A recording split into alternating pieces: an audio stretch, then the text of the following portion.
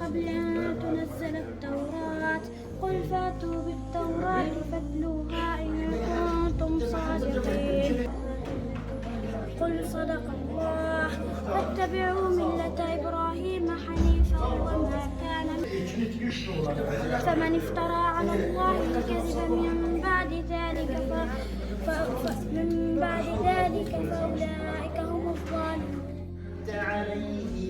صراط الذين أنعمت عليهم غير المغضوب عليهم. الدرس الرابع عندنا تفسير اليوم سورة الفاتحة.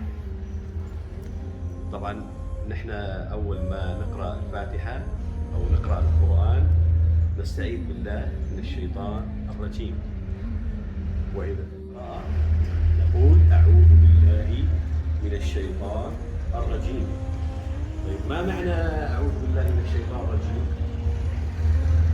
ما معنى الاستعاذة؟ إبراهيم؟ ولا الضالين. آمين. نركز على الشدات والأحرف التي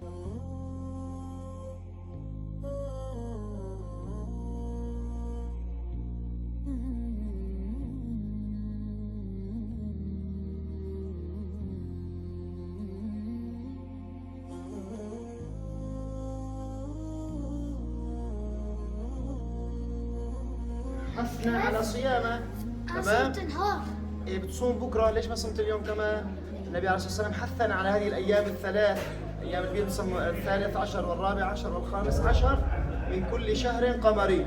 الله يبارك لنا بشعبان ويبلغنا رمضان ونحن في احسن حال. امين. قولوا امين. من المشركين.